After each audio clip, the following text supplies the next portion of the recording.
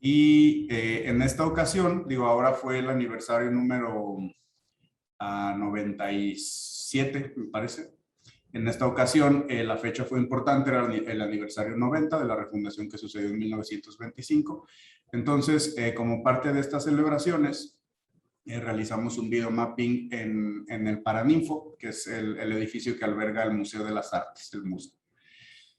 Y bueno, me parece interesante pues compartir esta experiencia, ya que pues estamos entre universitarios y universitarias y realmente pues esta tradición que tiene nuestra universidad supera esos 90 años. No estamos hablando de una historia de más de 200 años desde la fundación de la Real y Literaria Universidad de Guadalajara, y después existieron una serie de transformaciones y ya en la historia moderna de la universidad pues tenemos esta refundación en 1925, ¿no?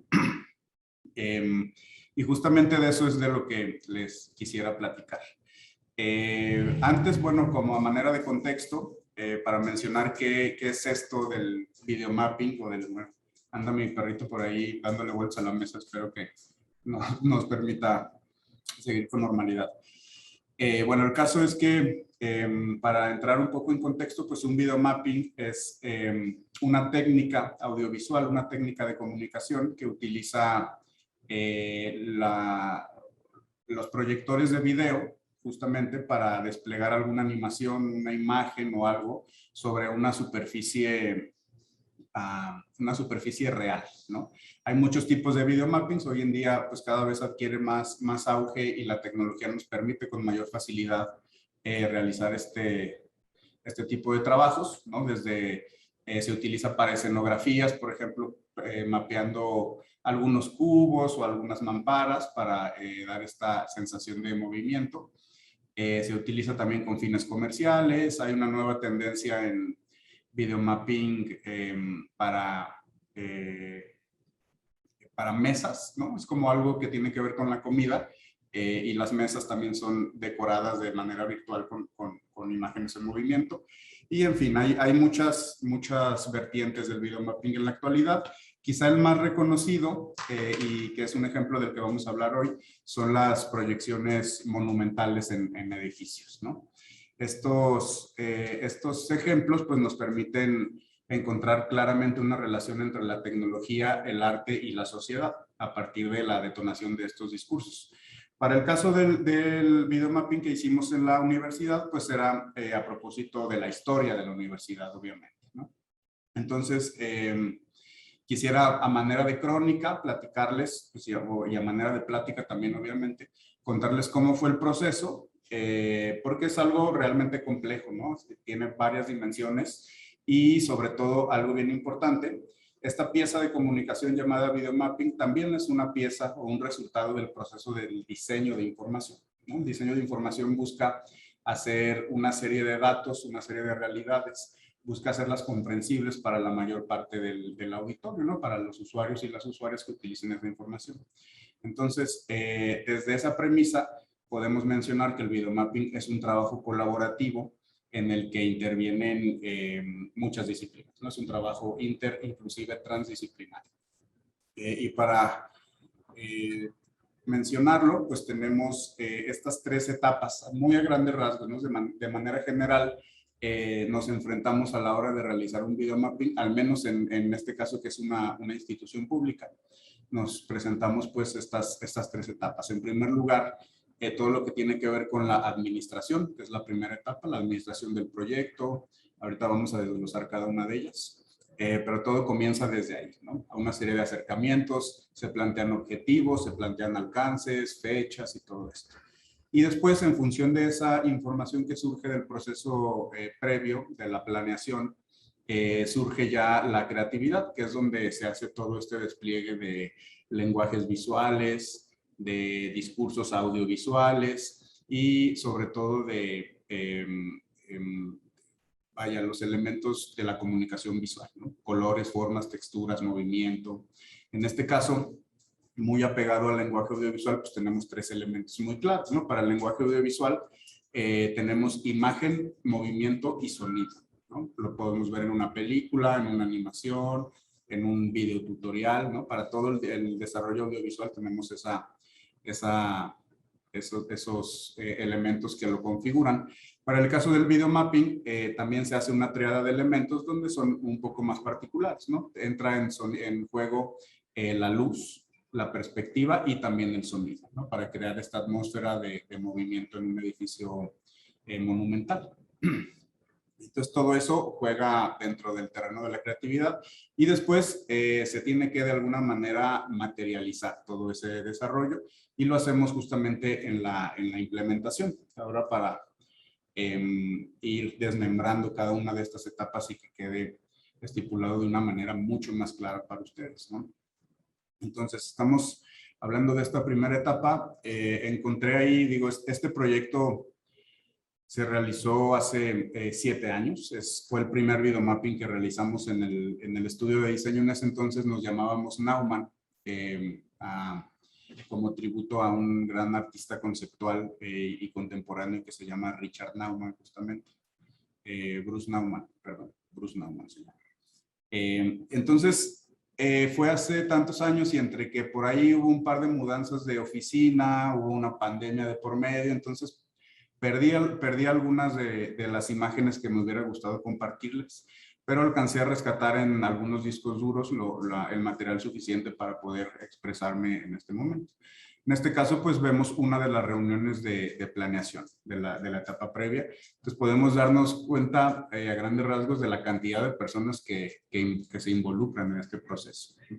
Entonces, para esta etapa de administración, pues primero comenzamos con todos los elementos de la preproducción, ¿no? Desde los preparativos, donde intervienen pues los equipos de trabajo, las responsabilidades, qué objetivos vamos a perseguir, las fechas que se buscan. Hay procesos en los que, hablando de comunicación visual, de diseño gráfico, yo les menciono en repetidas ocasiones a mis estudiantes que rara vez lo que concluye es el proceso creativo, más bien lo que se nos termina es el tiempo.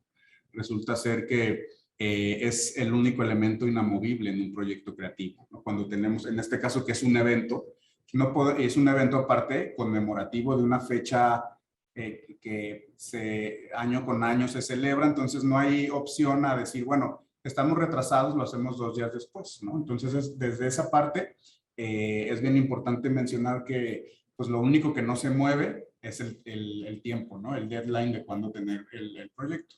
Entonces de ahí parte todo, ¿no? De la fecha, de visualizar el evento en determinada fecha, que en este caso, repito, fue el 12 de octubre del 2015. Y a partir de ahí se empiezan a generar todos los otros elementos, ¿no? Tenemos que hacer una serie de trámites, cotizar el proyecto, hacer asuntos administrativos para poder pues rentar el equipo y todo eso. Plantear muy bien la logística también, porque intervienen muchos factores como la agenda, por ejemplo, de los asistentes, que en este caso, ahorita les voy a platicar la anécdota acerca del tipo de evento que se nos ocurrió hacer cuando lleguemos a esa parte, pero participaron muchos elementos de muchas autoridades, tanto de la universidad como del gobierno, ¿no? En este caso fue nuestro rector y nuestro entonces gobernador quienes inauguraron el evento. Entonces, la logística es parte fundamental de todo este proceso. También hacer una serie de permisos, ¿no? Se nos ocurrió la idea de utilizar pirotecnia, por ejemplo. Y para poder utilizar pirotecnia se necesitan una serie de permisos que nos da Protección Civil. No se pretendía, o más bien se hizo de esa manera durante la proyección del videomapping, pues la calle se cerró, ¿no? La avenida Juárez, que acá en Guadalajara es una de las arterias más importantes. Entonces, para poder cerrar la calle hubo que tener participación de los bomberos y demás, ¿no? Y la labor de coordinar el equipo creativo con el equipo técnico y toda la parte administrativa, que fue justamente lo que me tocó hacer a mí, ¿no? Entonces, yo estaba liderando el equipo creativo, pero a fin de cuentas, como el proyecto se generó desde nuestra trinchera, me tocó hacer las veces también de coordinador del proyecto. Por eso es que de manera general estoy bastante enterado de todos los procesos, aunque no los hubiéramos hecho nosotros mismos, ¿no? Entonces, bueno, esta es la parte como aburrida del proceso, ¿no? Hay que hacer trámites, hay que pedir permisos, hay que calcular los presupuestos, hay que asignar labores a cada equipo de trabajo y demás. Y esto sucedió, y lo hicimos realmente en un tiempo récord, trabajando intensamente un equipo de 20, 30 personas. Tardamos, yo creo, como unas 6 semanas en realizarlo, teniendo reuniones 2 veces por semana, avances y demás, ¿no? Entonces fue un proceso bastante intenso de trabajo. Y bueno, pasando a la segunda etapa que tiene que ver con la creatividad, aquí es donde a lo mejor resulta más interesante o más enriquecedora la anécdota, ¿no? Aquí rescatamos para ejemplificar una fotografía del estudio donde grabamos las voces, la narración del videomapping. Digo, cabe señalar ahorita que al finalizar esta presentación, pues vamos a ver el resultado, ¿no? Es justamente la parte más interesante. Entonces, para esta grabación utilizamos un estudio que está acá en Providencia que se llama Aurix. Ellos tienen un catálogo ¿cómo se llama? Pues de artistas del doblaje, ¿no? Realmente son artistas del doblaje de todas las edades, hay hombres, mujeres de diversos estilos, porque hacen bastante voz en off para comerciales, para películas, y también hacen este tipo de labores privadas, ¿no? Nosotros vimos su catálogo de narradores, elegimos hacerlo a 2 voces, entre la voz de un hombre y la voz de una mujer, para poderlo, pues poder cubrir todas las formas, ¿no? Ya me estoy adelantando un poco porque esto fue como a la mitad del proceso, ¿no? Pero para ir en orden, pues primeramente tenemos que, después de toda la preproducción, cuando ya tenemos los objetivos planteados, ya tenemos la fecha determinada, ya tenemos cierto avance a nivel administrativo, pues comenzamos con la producción como tal del evento, ¿no? Porque aparte de ser el video mapping, fue todo un evento, ¿no? Un evento que el concepto justamente que fue de lo primero que tuvimos que desarrollar surgió de el factor sorpresa, que era bien importante. Nosotros pretendíamos crear una experiencia, ¿no? En este caso una infoexperiencia para los y las asistentes del evento. Fue un acto protocolario que se trataba, es decir, los invitados asistieron al evento, que las sillas desde donde ellos pudieron ser espectadores del video mapping fue en la explanada de Rectoría, ¿no? Volteando obviamente hacia el museo, hacia el Paraninfo. Entonces, todas esas personalidades fueron citadas ahí bajo pretexto de inaugurar la iluminación del museo, ¿no? Que en ese momento se había hecho un proyecto de iluminación con tecnología que hasta antes de eso pues no existía, era tecnología punta de lanza con una serie de luminarias que podían cambiar de colores, tener patrones de movimiento y muchas cosas más. Entonces, como el evento ya se iba a tratar un poquito de eso, se nos ocurrió introducir un factor sorpresa. Y de hecho el videomapping, salvo las personas que estábamos haciéndolo, nadie sabía qué iba a suceder, ¿no? Cuando veamos el video ahorita se va a notar muy bien esa intención, que quisimos darle el concepto como de glitch. En ese momento se inauguró la iluminación. Entonces, de estar el edificio en completa oscuridad, se encienden las luces, primeramente luces blancas, y después empezó entre el sonido y el video como hacer un poco de interferencia, escucharse algo de ruido, y a partir de ahí se generó como cierta atención. Entonces todos los y las espectadoras que estaban ahí, pues le prestaron completa atención al edificio, ¿no? ¿Qué está pasando si el edificio que está enfrente de nosotros está parpadeando, ¿no? Está haciendo ruido, ¿qué está sucediendo? Se generó ese factor sorpresa que derivó ya después en toda la proyección, que también en diversos momentos tuvimos que pues reforzar el arco narrativo, ¿no? Teníamos subidas y bajadas de emoción de acuerdo a los datos que se mostraban y todo eso. Entonces, esa fue en primer lugar el concepto, ¿no? Quisimos dar una experiencia, pero una experiencia sorpresiva, ¿no? Una experiencia sensorial para consumir información. Decidimos convertir este gran edificio histórico en una interfase, ¿no? Una interfase de consumo de información. A partir del edificio nosotros pudimos transmitir la historia y la emoción de celebrar la Universidad de Guadalajara en este caso. Entonces, después del concepto, pues tuvimos que preguntarnos, ¿y qué vamos a decir? ¿No? Ya sabemos cómo lo vamos a hacer, ¿no? Vamos a hacer una experiencia sorpresiva, inmersiva también para los y las asistentes, pero ¿qué les vamos a decir en esa experiencia, ¿no? Ya sabemos que el edificio iba a estar iluminado, que el edificio iba a tener movimiento. En este caso ya sabíamos que iba a haber pirotecnia y que iba a haber, aparte, iluminación agregada, ¿no? Hubo algunos rayos láser, cosas de ese tipo que ahorita vamos a ver en el video. Entonces, para ese momento, pues la pregunta era, ¿y qué es lo que vamos a decir? ¿No? Y la respuesta fue obvia, tenemos que hablar de la historia de la universidad, ¿no? Para eso estábamos ahí reunidos. A partir de eso, realizamos un guión que fue justamente lo que después grabamos, ¿no? Y quisiera ir, ahorita me voy a adelantar un poquito para ir por partes, ¿no? Esta fue una línea de tiempo de donde todo surgió, ¿no? El primer paso, después de que el proyecto ya se estaba gestando, hicimos una investigación acerca de cómo fue que evolucionaron estos antecedentes de la universidad. Y probablemente por la dimensión de la pantalla no alcancemos a ver bien la información, pero tenemos datos desde 1791, por ejemplo, cuando se funda la Real Universidad de Guadalajara. Después, en 1925, se fundó la Universidad de Guadalajara, es lo que nosotros le llamamos la refundación, y sucedieron un montón de cosas hasta tener datos del 2014, ¿no? Que en ese momento eran datos todavía actualizados. Y decidimos centrarnos pues en la historia moderna de la universidad, pero todo surgió a partir de esta línea de tiempo, ¿no? Que llevábamos este tipo de entregables a las reuniones para que nos validaran la información y el guión surgió a partir de esto, ¿no? Este es un impreso de los materiales de trabajo que utilizábamos y acá ya empezamos a desarrollar los momentos o las etapas del video, ¿no? Tenemos un opening de 2 a 3 minutos, el desarrollo de toda la historia de 4 a 5 minutos, un clímax y un cierre, ¿no? Fueron los acercamientos. Esto también va evolucionando conforme el proyecto va avanzando. Entonces, regresando un poco acá, después de haber escrito el guión, pues nos enfrentamos con el otro reto, ¿no? Para completar el discurso audiovisual, tuvimos que decidir qué tipo de audio o de sonido íbamos a realizar.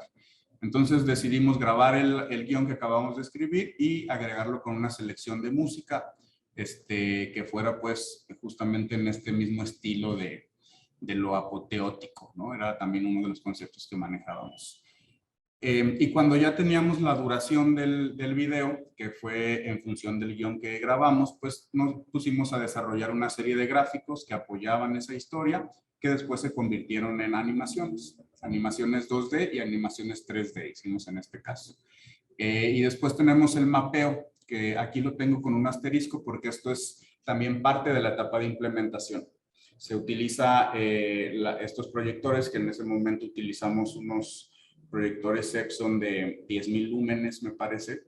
Se utilizaron 4 pares de proyectores, es decir, teníamos una imagen compuesta por 4 cañones y cada uno tenía un backup por si alguno apagaba o algún foco se fundía o algo, en automático entraba el otro, ¿no? Entonces, básicamente teníamos 2 elementos de todos los aparatos que en este caso, pues nosotros los rentamos con un proveedor que se encargó tanto de la renta como del montaje de los aparatos, ¿no?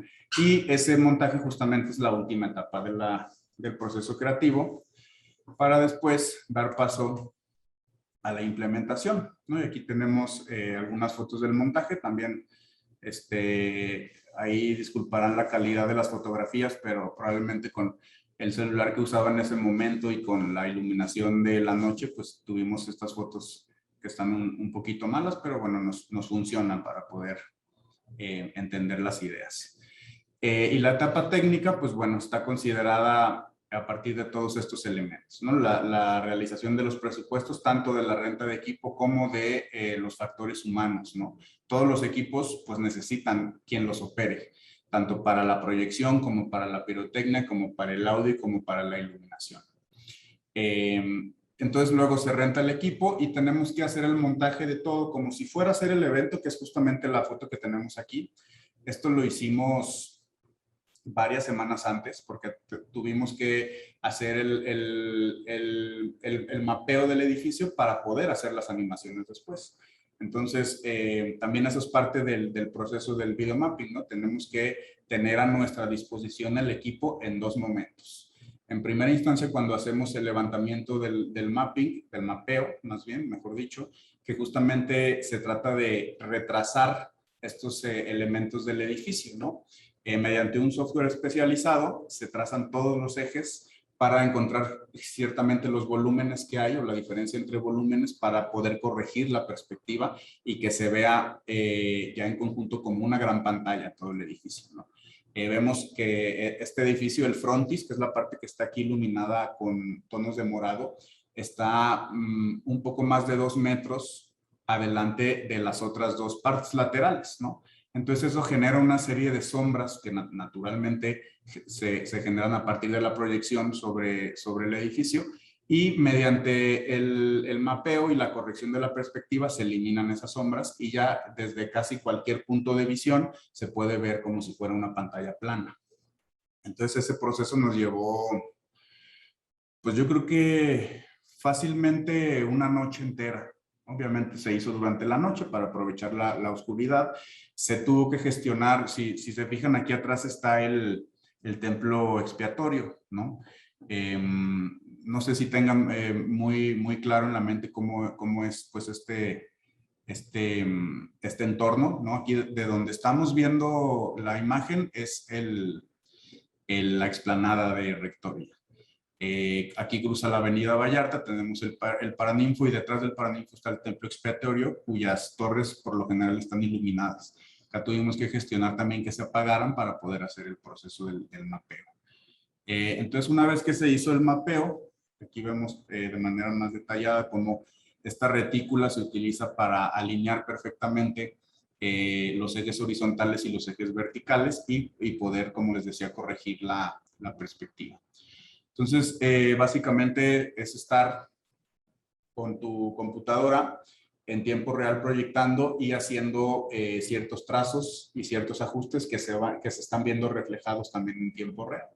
Y después de eso surgió la máscara, ¿no? Que esto es justamente la silueta del edificio que utilizamos nosotros para delimitar los elementos animados, ¿no? O para limitar incluso la parte donde aparece imagen que en el momento de la implementación pues ya se va a convertir en luz proyectada sobre el edificio. Dicho sea de paso, también se mandó comprar una película especial para colocar en los vidrios. El Paraninfo pues es un edificio histórico protegido por el INAH en el cual tenemos que tener cuidado de todas las intervenciones que se hagan para no maltratarlo. Entonces se colocó en las ventanas por dentro esta película especial que en vez de absorber la luz la reflejaba y eso es lo que nos permite justamente tener la experiencia perceptual de ver, ¿no? De ver las cosas, los colores, pues realmente es luz que está siendo reflejada por diferentes superficies y las características de esas superficies determinan el color, el brillo, la luminosidad de estos colores que nosotros percibimos mediante nuestros ojos. Entonces, como resultado del videomapping, surgió esta máscara, que obviamente esta máscara la utilizamos para hacer los gráficos en 2D. A la hora de animar esos gráficos en 2D o en 3D, el modelado del mismo edificio hace que se ajusten los contrastes de luces y sombras y corrige la perspectiva, ¿no? Que esa es de las partes más importantes. Y bueno, aquí vale la pena hablar un poco del evento. Tengo estas fotos de cierre ya de la experiencia, donde pues bueno, a partir de lo que les mencionaba hace un momento en el que la gente iba a ver la iluminación del Paraninfo, pues surgió esta festividad inesperada, ¿no? Vimos el videomapping, después entró un mariachi, hubo cóctel, hubo canapés, hubo un montón de cosas y se convirtió pues en una fiesta pública. No estaba, dicho sea de paso, no estaba cerrado para la sociedad en general, ¿no? Había muchas autoridades, seguridad, todo controlado obviamente, pero cualquier persona que quisiera pasar a disfrutar del show podía hacer, ¿no? Obviamente alguien que fuera en ese momento pasando, porque nadie se enteró que iba a suceder el videomapping. Por esto que les comento del factor sorpresa. Y bueno, estos son algunos styles de lo que vamos a ver. Ahorita lo vamos a ver en el video, pero pues son algunos ejemplos de los componentes que tenemos, ¿no? Aquí utilizamos fotos gigantes, ¿no?, sobre el edificio para expresar cada uno de los personajes que se fueron nombrando, algo de ambientación que tenía que ver con la identidad que se hizo del evento, y también todos los trazos del edificio, ¿no? Vemos en el frontis todos los ladrillos, las ventanas, los remates, los capiteles, todo eso lo trazamos directamente sobre el edificio por medio de los proyectores para poder hacer justamente lo que quisiera que ahora mostrarles, porque me parece que ya esta es mi última diapositiva. Este es un elemento bien importante, es mi parte favorita del video mapping. Se los comento ahorita antes de que lo veamos para no interrumpir el video, pero justamente realizamos un modelado 3D de la cúpula que está en la sala del Paraninfo, donde es la sede del Consejo General Universitario, y tiene pues estos murales de Orozco, ¿no? Nosotros lo que hicimos fue una deconstrucción del espacio por medio de la animación 3D para que la cúpula, que generalmente la experiencia de verla es desde abajo, ¿no? Nosotros, nuestro punto de vista adquiere una visión, un ángulo nadir, ¿no?, cuando vemos algo directamente desde abajo. Entonces la cúpula está arriba y lo que hicimos fue trasladar esa experiencia de ver la cúpula desde un ángulo nadir a un ángulo frontal, y el punto de vista del espectador individual lo transformamos en el punto de vista de todo el auditorio que estaban en la explanada de la universidad. Después deconstruimos ese mural con un efecto parallax, que es justamente este efecto donde se generan diferentes planos que tienen unos movimientos en diferentes velocidades, y entonces se pueden incluso trasladar fuera de su eje, ¿no?, rotando los elementos de manera individual. Este es un proceso bien interesante porque nosotros partimos de una fotografía. No teníamos nada más que una fotografía de la cúpula, entonces fuimos separando elementos y fuimos también inventando los fondos, ¿no? Por ejemplo, si queremos separar este personaje, aquí vemos que detrás tiene un contexto como en color rojo, que había que suplirlo para que a la hora de que ese personaje se moviera, pues el fondo no quedara vacío, obviamente, ¿no?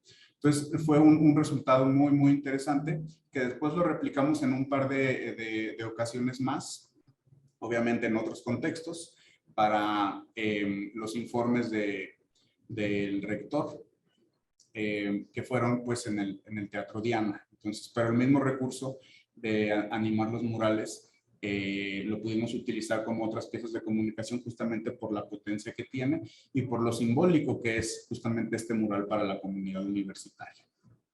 Entonces, bueno, ahora esto es a grandes rasgos cómo es que nosotros utilizamos la técnica del video mapping en beneficio de la historia de la Universidad de Guadalajara, para que pues todos los asistentes y la comunidad en general se sintiesen igual de orgullosos y orgullosas que nosotros a la hora de realizar el proceso, ¿no? Entonces, no sé, lo paso a transmitir el video de una vez. Se nos está ya casi agotando el tiempo, pero para tener oportunidad de contestar algunas preguntas si lo desean después, ¿no? Sí, adelante. Muy bien, entonces cambio de proyección.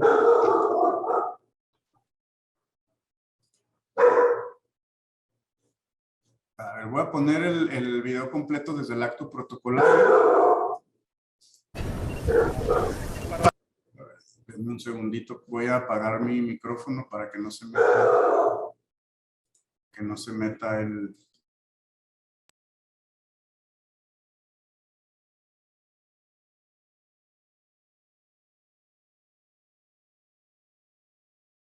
Para continuar con este acto protocolario de inauguración de la iluminación del Museo de las Artes y el Paraninfo Enrique Díaz de León, dejo con ustedes a la maestra Carmen Rodríguez Armenta, coordinadora general administrativa, y al doctor Luis Gutiérrez Díaz de León, Coordinador General de Tecnologías de la Información.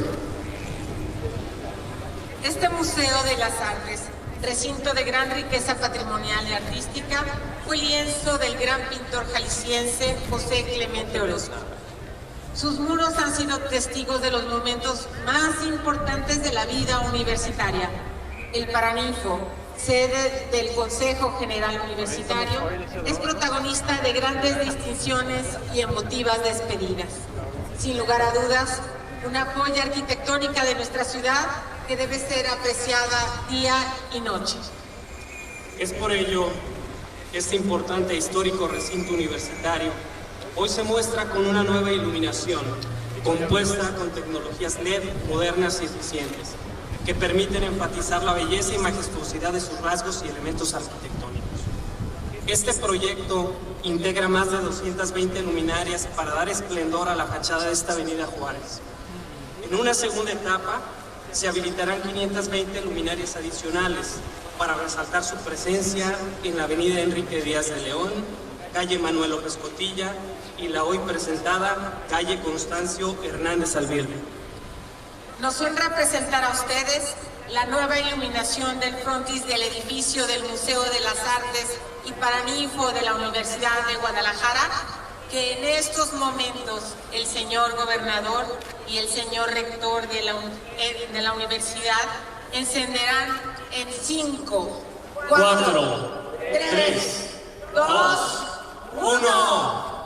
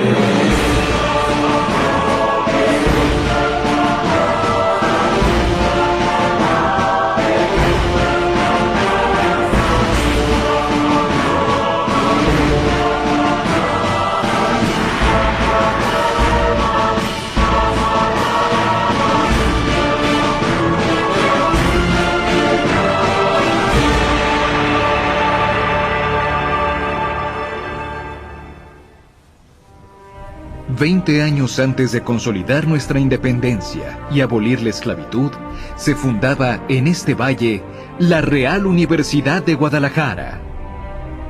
Desde ese entonces y hasta hoy, la universidad ha sido el nicho donde se imagina y se construye el porvenir del occidente de México, donde los deseos de una región se vuelven identidad y sustento.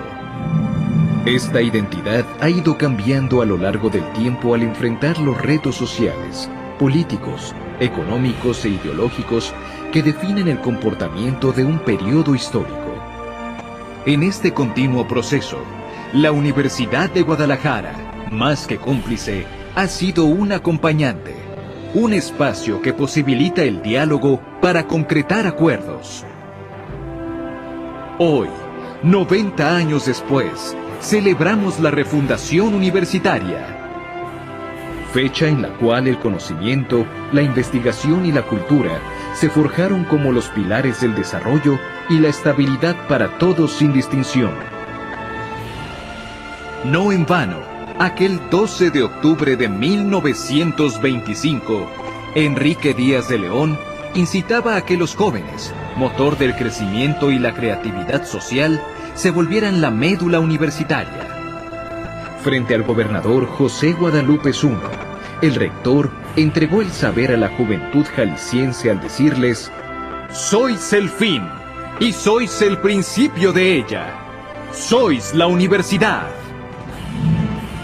El carácter abierto, igualitario y laico de esta universidad se reforzó en 1934 con la reforma del artículo 3º constitucional, que dictaba excluir toda doctrina religiosa, combatir el fanatismo y los prejuicios, para lo cual la escuela organizará sus enseñanzas y actividades en forma que permita crear en la juventud un concepto racional y exacto del universo y de la vida social. El 22 de julio de 1937, el Congreso de Jalisco nombró como rector a Constancio Hernández Alvirde, quien aseguró la denominación histórica de la universidad como un espacio de conocimiento libre para todos los jaliscienses.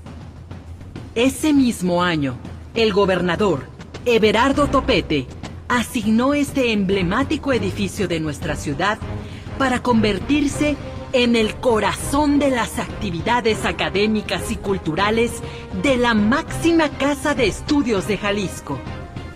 Así se concretaba la pasión con la que José Clemente Orozco impregnó los murales de este paraninfo construido por Alfredo Navarro Branca y remodelado por los destacados arquitectos Aurelio Aceves y Rafael Ursúa.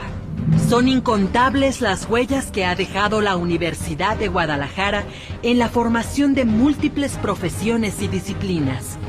Por sus aulas han pasado personajes imprescindibles para narrar el siglo XX, y que sin ellos, el rumbo de nuestra región hubiera sido completamente diferente.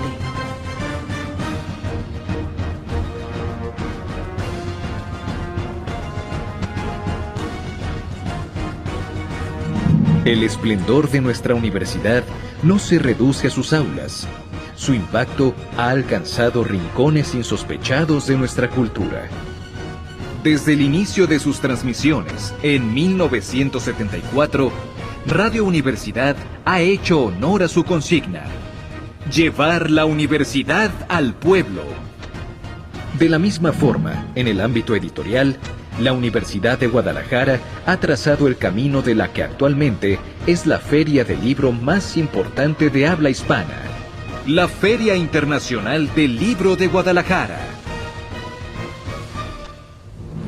La universidad, en su andanza con el desarrollo moderno de Guadalajara, llegó a un punto clave de su historia en un proceso de conversión y adaptación a una nueva época, caracterizada por la hiperconexión, la globalidad y el avance tecnológico. Así, en 1989 comenzó la reforma académica que dio pie a un proyecto integral y abarcador, con miras a una cobertura académica y cultural en todas las regiones del estado.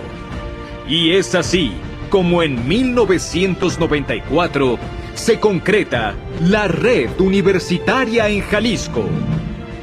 En resonancia con esta nueva etapa histórica, en 2001, la universidad se convirtió en el centro de cómputo con mayor capacidad tecnológica en todo el occidente de México, recibiendo así reconocimiento nacional en esta materia. Para 2003, se colocó la primera piedra de un espacio excepcional en el que convergerán las disciplinas del saber universitario con el impulso artístico, creativo e intelectual. El Centro Cultural Universitario.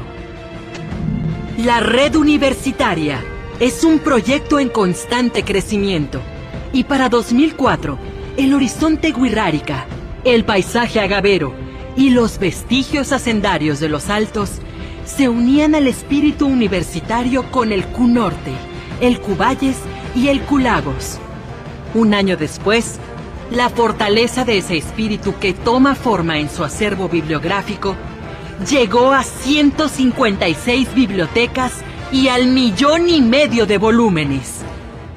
Y en el 2006, el patrimonio artístico y cultural de las instituciones llegó a más de 4,000 obras, de las que destacan 2,292 pinturas y 85 murales. El rigor académico siempre ha sido un punto medular en la Universidad de Guadalajara, y para certificarlo, en 2007 se convirtió en la institución con mayor número de académicos con perfil PROMEP en el país. En 2011 inicia la Feria del Libro en Español de Los Ángeles y comienzan las transmisiones del Canal 44, al mismo tiempo que la tradición alfarera de Tonalá recibía un centro universitario.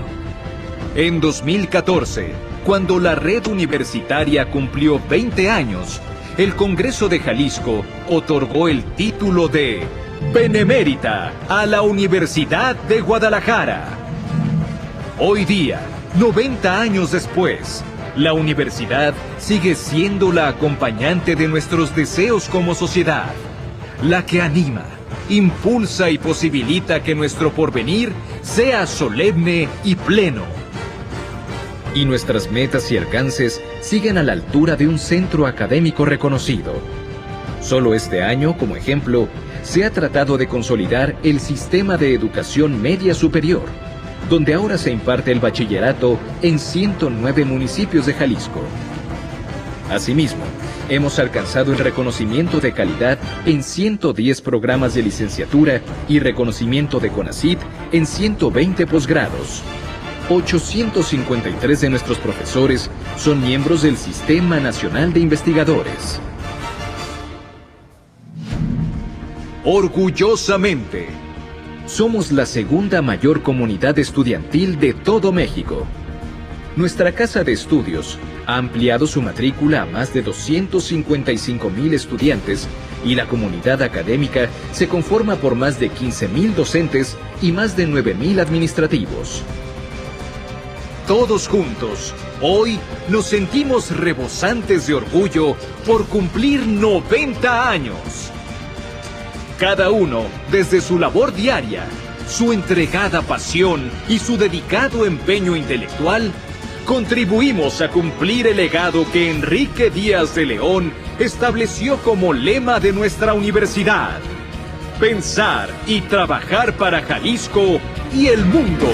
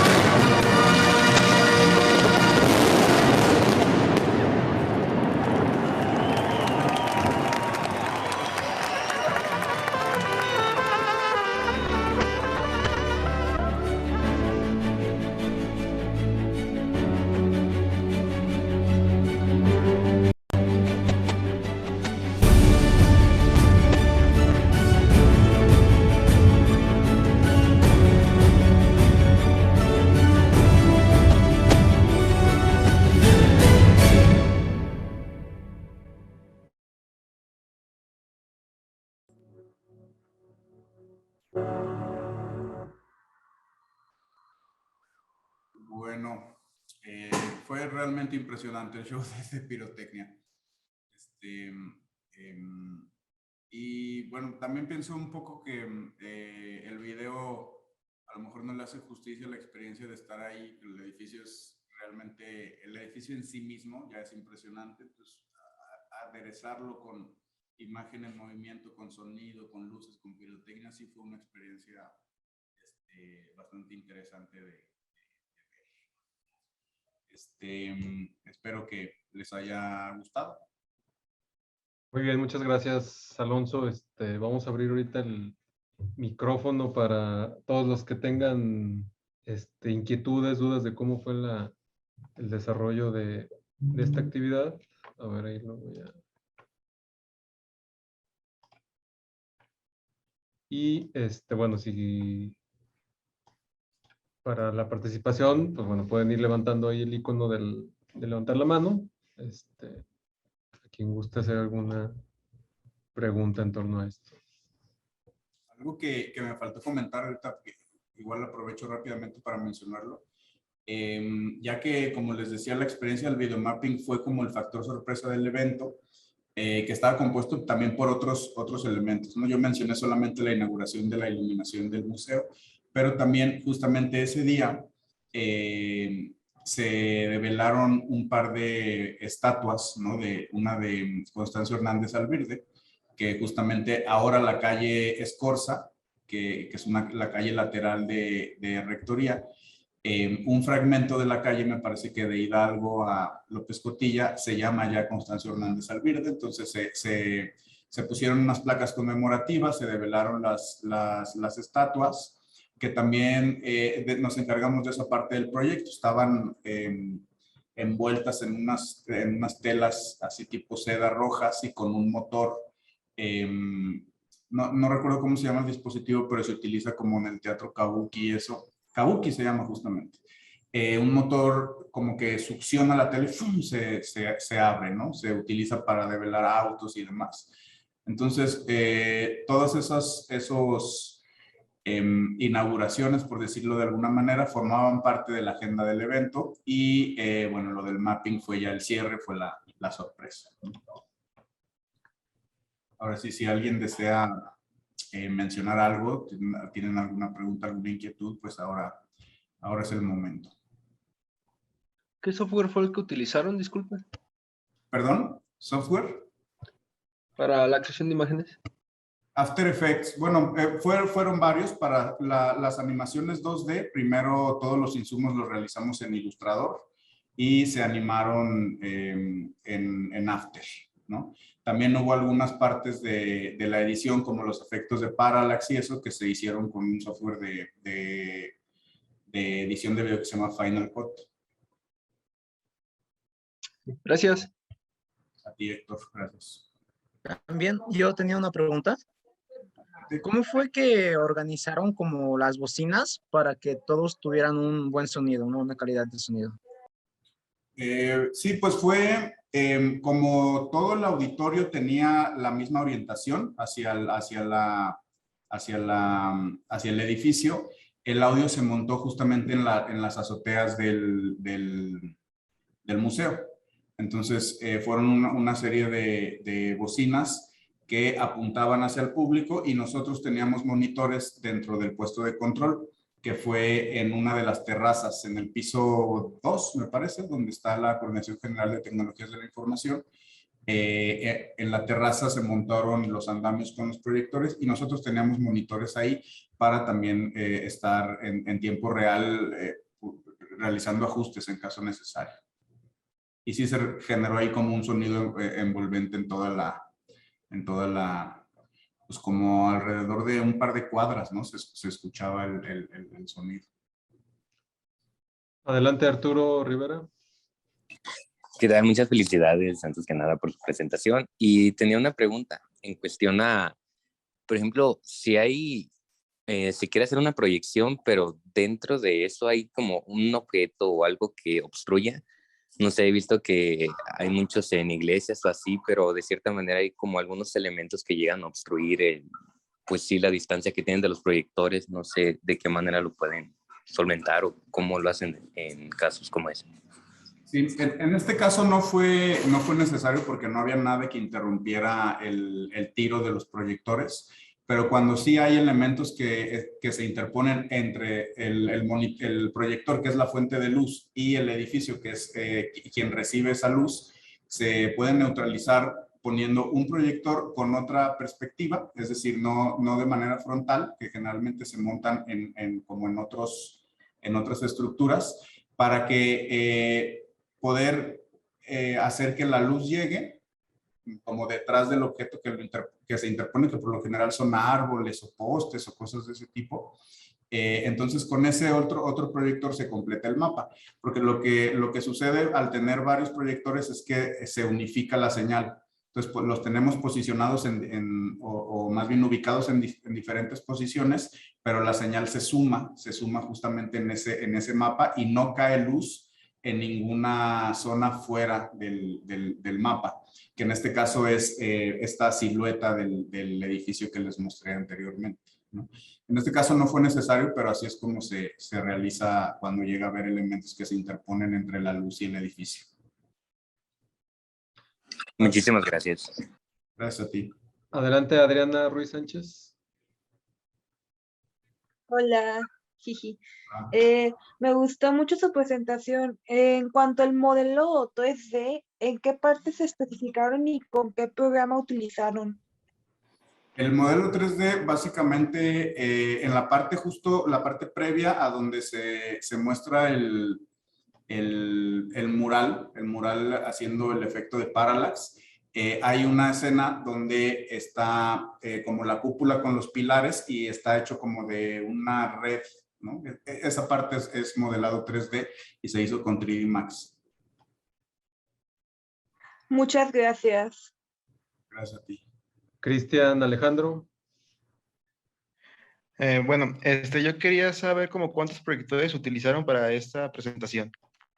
En este caso utilizamos 4 pares de proyectores, es decir, 8 proyectores Epson de 10,000 lúmenes, pero 4 de esos 8 eran el backup, ¿no? Entonces utilizamos básicamente la luz de 4 cañones y teníamos otros 4 por si alguno de ellos llegaba a fallar.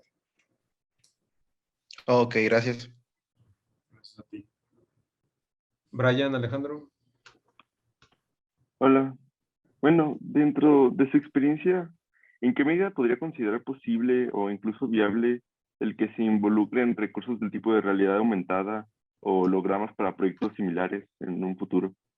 Sí, es ya una realidad. De hecho, algo que platicaba con Lalo cuando estuvimos planeando esta charla desde hace varias semanas, era que pues en los 7 años que han pasado de este proyecto ahora, la tecnología ha avanzado un montón, ¿no? Entonces teníamos un poco el temor de que el proyecto ya se viera viejo, ¿no? Y creo que le sucede un poco. Usamos animación 2D y 3D cuando hoy hay mucho más recursos, ¿no? Y la proyección holográfica es una realidad, se utiliza para hacer incluso shows completos, ¿no? Ahora con estas nuevas tendencias también musicales en las que realmente no existe un intérprete, sino existen canciones y existen personajes agregados a eso, que bien tampoco es nada nuevo, ¿no? Ya lo había hecho Gorillaz en los 90 y ahora me refiero a Vocaloid y todos estos proyectos. Entonces, para ese caso, es exactamente la misma lógica. Esos hologramas parecen estar proyectados sobre el aire, ¿no? Parecen realmente proyectados sobre el aire.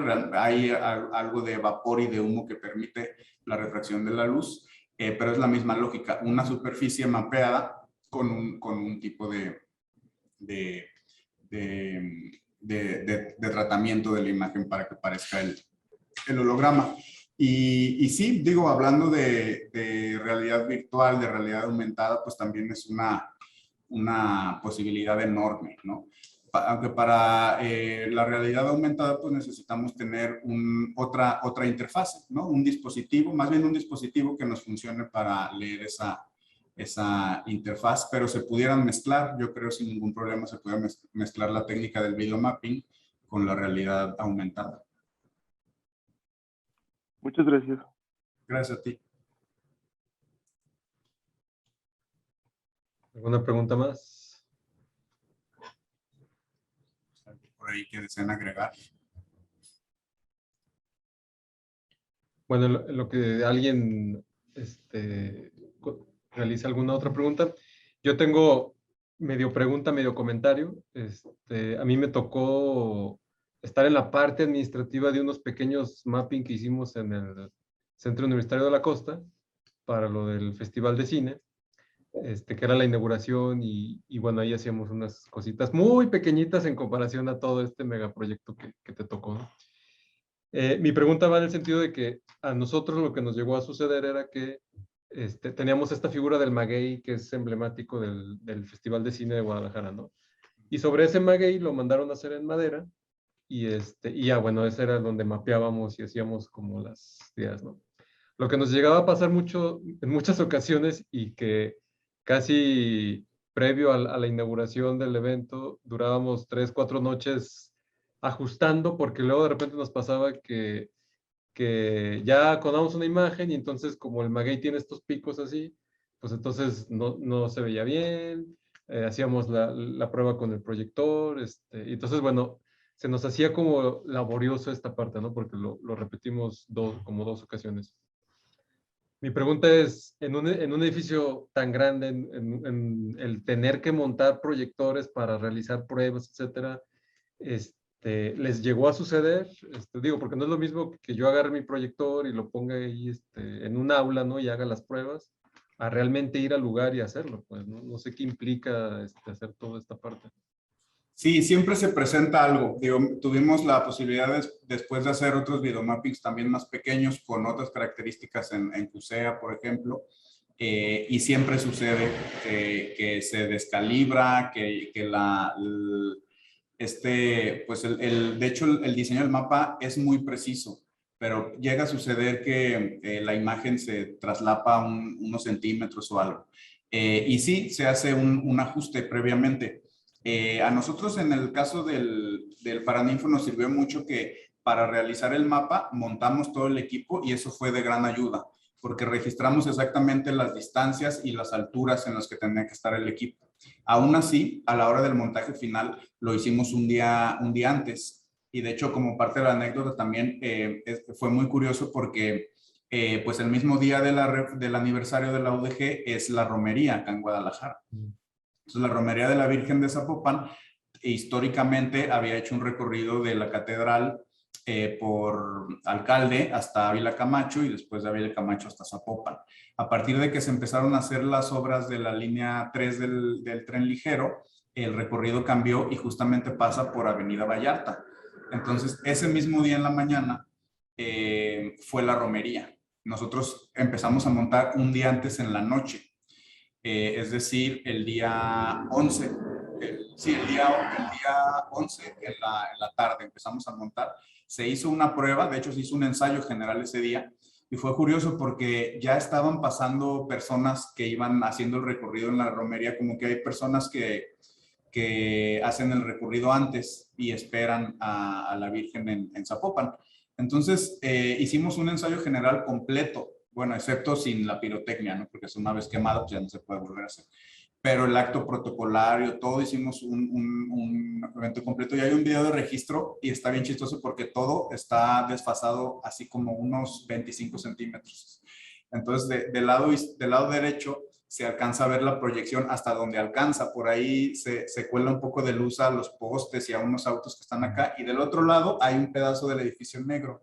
Entonces, se tuvo que realizar un ajuste durante la noche y se quedaron, a mí no me tocó quedarme a hacer la guardia, pero los encargados de la proyección y equipo de seguridad se quedaron toda la noche asegurándose de que nadie le moviera nada, porque a la hora del evento ya no podíamos ensayar nada. Y antes del evento no podíamos porque la luz natural tampoco nos permite darnos cuenta si estaba sucediendo bien o no. Entonces, sí se nos presentó ese tema un día antes en la noche, se alcanzó a arreglar con tranquilidad y afortunadamente a la hora de la proyección final no hubo desfases, porque pues alguien se aseguró de que nada se moviera. Estamos hablando por las distancias de proyección también estamos hablando que si el proyector se mueve 1 milímetro, no sé, el soporte en el que esté, que en este caso eran andamios, si esos andamios, no sé, tenía una piedrita abajo, una pata, y luego esa piedrita ya no está y se mueve algo, por mínimo que sea en ese momento, la proyección estaba cayendo, no sé, serán 40, 50 metros de distancia entre donde estaban los proyectores y el edificio. Entonces, obviamente se magnifica esa diferencia.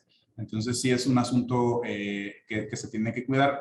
Supongo que también hoy en día hay avances tecnológicos que lo facilitan, ¿no? La verdad es que sí estamos hablando que estas tecnologías cambian probablemente las tecnologías que utilizamos en este entonces, para personas que hoy en día hacen videomapping, por ejemplo, hacen el festival se llama GDL Luz, un festival que hace el Ayuntamiento de Guadalajara en conmemoración del aniversario de la ciudad, que es el 14 de febrero. Entonces mapean todos los edificios del centro, mapean el Museo Cabañas, la misma catedral. Entonces, supongo que lo que nosotros utilizamos hace 7 años, probablemente ahorita ya ni siquiera se usa, ¿no? Porque sí, pues la tecnología es lo que avanza más rápido. Sí, exacto, y más porque ya empieza a ser común, ¿no? Yo me acuerdo que a lo mejor el primer mapping que empezaron a usar en Guadalajara, creo que fue el degollado, pero y a lo mejor haber sido eso como en el 2010, 2009, ¿no? Y, Sí. Y hoy, pues bueno, con lo que mencionas del festival, pues ya es así como algo común, ¿no? A ver, Jonathan, adelante. También me preguntaba si tenían como contemplado algunos factores como sorpresa, no sé, a lo mejor si pudiera llover o pasar algún tipo de evento climático, no sé cómo lo tenían contemplado. Sí, de hecho, llovió de hecho ese día más temprano, y para los proyectores teníamos ya unas carpas, unos toldos, que eran del mismo tamaño que los andamios, pero más altos, y estaban ahí mismo armados para nada más colocarlos en caso de que lloviera. De hecho, los dejamos una noche antes, como parte de la protección también en el montaje, pero a la hora del evento los retiramos y los teníamos listos para colocar. Y de hecho, pero ese no fue lo que nos preocupaba. Lo que nos preocupaba eran los asistentes, porque no estaban en la explanada y no había techo, ¿no? Entonces, este dispositivo que se vio también que presionan el botón, pues era obviamente algo fake, ¿no? Una caja de un transformador donde le pegamos una etiqueta, le pusimos unos botones y un cable para que fuera parte del show. Pero sí teníamos también ahí equipo electrónico en el que siempre está protegido, pase lo que pase. Sin embargo, las personas no, eso fue lo que no consideramos, y ese día más temprano que empezó a llover, de volada nos movimos y mandamos a hacer paraguas con una impresión de la imagen del evento, que era un número 90 en romano, y brandeamos los paraguas para poderlo repartir en caso de que lloviera durante el evento.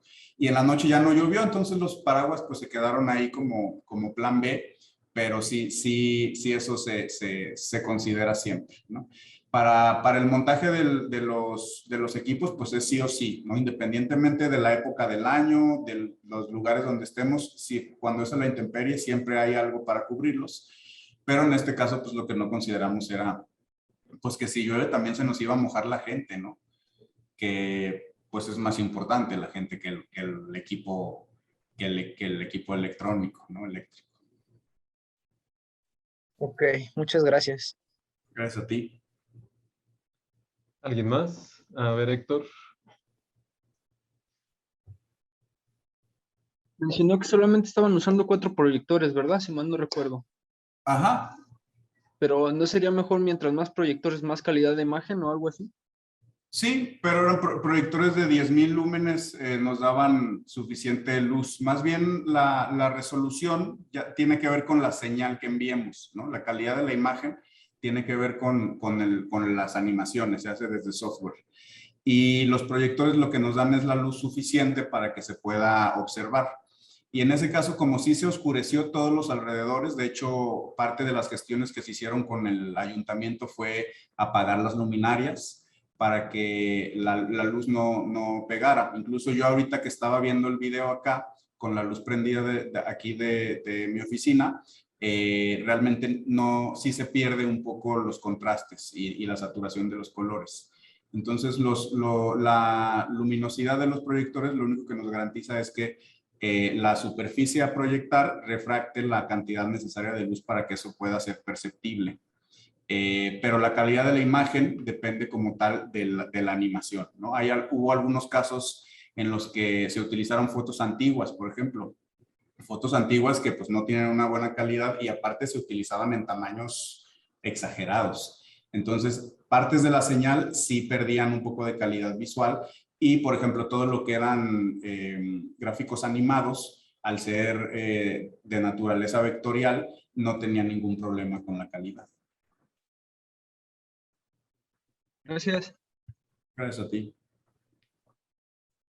¿Alguien más?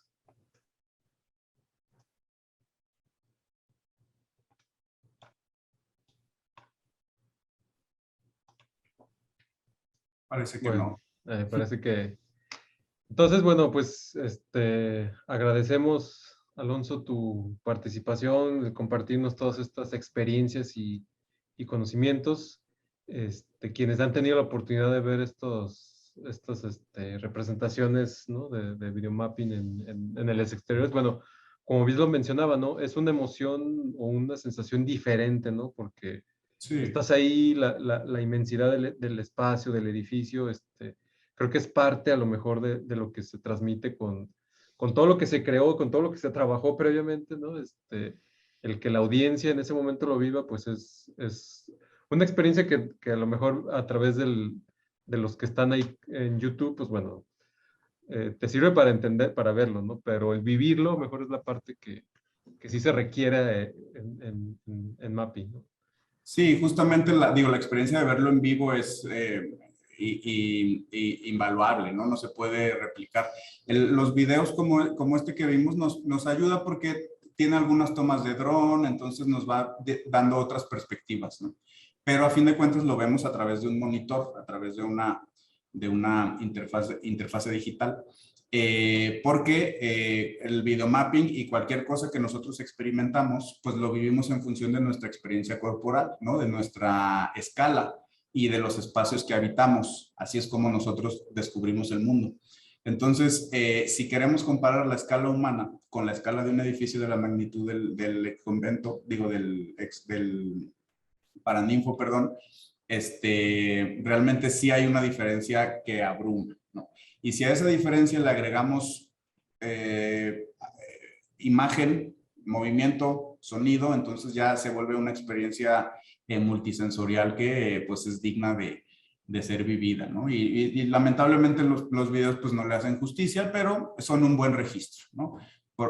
¿Qué tal que ahora que venga el aniversario número 100 dentro de 3 años, pues hacemos todavía algo más increíble y ahí sí nos lanzamos todos a presenciarlo en vivo, ¿no? Sería bueno. Exacto, exactamente. Pues gracias por la invitación anticipada de cuando sean los 100 años, ¿no? Ahora nada más voy a ir a hacer la propuesta, ¿no? Yo ya hablando de... No, está bien, está bien. Pues bueno, Alonso, voy a compartir aquí la pantalla para hacer entrega simbólica de constancia, de participación en esta conferencia, que bueno, me permito leerla así muy rápidamente, el Festival Cultural Otoño en Lagos, y a través de la Universidad de Guadalajara y el Centro Universitario de los Lagos, pues bueno, te otorga la presente constancia, maestro Luis Alonso González Carranza, por haber impartido esta conferencia sobre mapping dentro de este marco del Festival Cultural de Otoño en Lagos, que se viene celebrando desde el 21 de octubre hasta el próximo 6 de noviembre. Firma, bueno, Piensa y Trabaja, Universidad de Guadalajara, año de la Feria Internacional del Libro y Capital Mundial del Libro, ¿no? Lagos de Moreno, Jalisco, 31 de octubre de 2022, firma la doctora Gloria Angélica Hernández Sobleo, rectora de este centro, y la doctora Carla Noemí Padilla Martínez, secretaria académica de nuestro centro universitario. Muchísimas gracias. Gracias a ti por compartirnos todo esto, y bueno, después te haremos llegar la constancia en físico y un paquete de regalos de nuestra editorial de aquí de Q-Lagos. Súper. Y pues bueno, a todos ustedes, a todos los que se conectaron, pues muchas gracias por su asistencia, por sus preguntas. Bueno, aquí hay un mensaje de Arturo Rivera. Muchas felicidades al maestro Alonso por su gran trabajo. Me gustaría preguntarle qué sucede cuando hay algunas obstrucciones en predicción. Bueno, no, eso fue hace rato, ¿verdad? La pregunta. Pero bueno, hasta ahorita la vimos aquí en el chat. Pues bueno, Alonso, muchas gracias. Muchas gracias a todos. Y bueno, seguimos con el Festival Otoño Cultural en Lagos. Muy bien, muchas gracias. Un aplauso para todas y todos. Gracias por su asistencia, por su permanencia, y espero que haya sido interesante. Yo me reitero a sus órdenes. Estoy por acá en el quad y pues a la orden, ¿no? Y muy contento, muy agradecido contigo, Lalo, con toda la comunidad del centro universitario, y sobre todo pues con las personas que están aquí conectadas, ¿no? En esta videollamada. Muchas gracias a todos.